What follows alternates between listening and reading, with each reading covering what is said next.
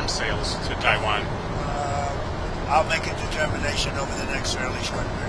You're not necessarily going to go ahead. It was your proposal. I'm going to make a determination. I'm going to see. I have to speak to the person that right now is, you know who he is, that's running Taiwan.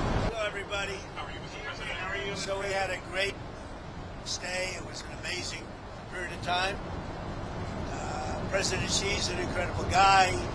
Got along, made a lot of great trade deals, including over 200 planes for Boeing with a promise of 750 planes, which will be by far the largest order ever if they do a good job with the 200, which I'm sure they will.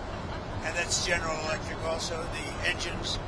So they're buying General Electric. So it's approximately 450 engines, 200 planes, and a promise of up to 750 if they do a good job. We had an amazing time. It was a very historic. Oh, look who we have. Hello, David. It was a very historic couple of days, I think. Really amazing. Keir Starmer, the Prime Minister there, is in a lot of trouble. I know you were asked about this. Well, he's in trouble for two reasons: energy and immigration. He's very bad on energy. He should open up the North Sea. He's got a gold mine, and he should open up oil in the North Sea, and he doesn't.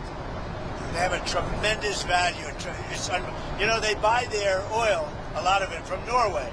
Norway gets it from the North Sea. Not as good an area as Scotland and the UK has.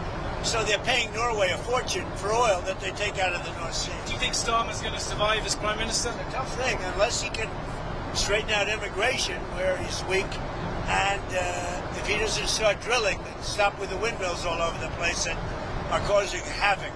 They're causing havoc. Most expensive form of energy. They kill the birds. They're unsightly. They're ruining the landscape. If he doesn't stop with the windmills, he's got to do energy. He's got to open up the North Sea. You know, he's got one of the greatest oil finds anywhere in the world, and he's not using it. And I tell him that. He's not using it. Should he quit?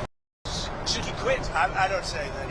I think he's a nice man, actually. But, I mean, I didn't like when he said, we're going to send ships as soon as you're finished with the war, as soon as you... Well, we're sort of finished militarily, pretty much. But we, you know, David, we finished probably 70-75%. We didn't finish every one of the things. We'll go back and finish them off. The arms sale. So, President Xi and I talked a lot about Taiwan. He thinks they cannot have anything to do with what they're doing. I mean, he's, you know, against very much what they're doing. We talked about Taiwan. We talked about Iran a lot. And I think we have a very good understanding on both. On Taiwan, he does not want to see a fight for independence because that would be a very strong confrontation. And I heard him out. Are you going to say your word? No, I didn't make a comment on it. I heard him out.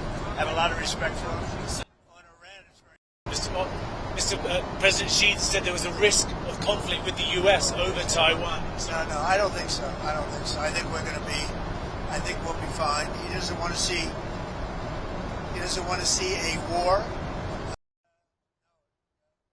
On Taiwan, he feels very strongly. I made no commitment either way. We'll see what happens. What about the arms sales to Taiwan?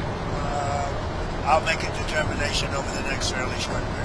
You're not necessarily going to go ahead. It was your proposal. I'm going to make a determination. I'm going to see. I have to speak to the person that right now is, you know who he is, that's running Taiwan. Mr. President, did President Xi